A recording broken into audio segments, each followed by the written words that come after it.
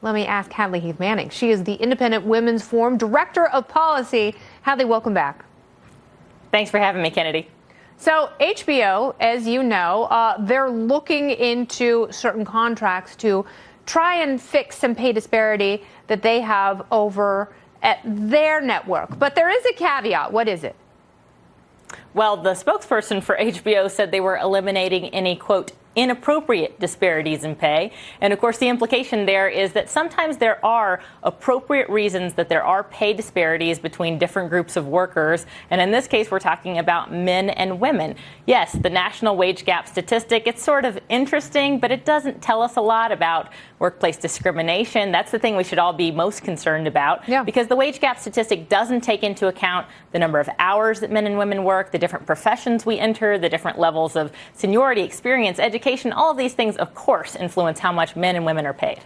And also, you know, what HBO is saying is that in the past, maybe they have engaged in inappropriate pay disparity. Isn't that illegal?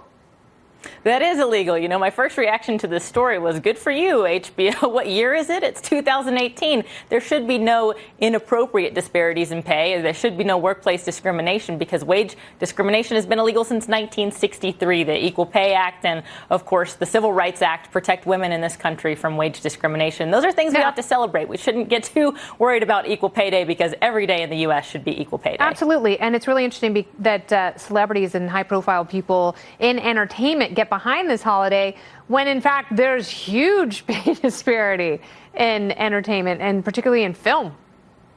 That's right. Some of the most high-profile cases we see of, what looks like wage discrimination, at least, take place in show business in Hollywood. Of course, there's going to be market factors that drive those disparities, but Hollywood has a lot to answer for here. They aren't really the model for equal pay.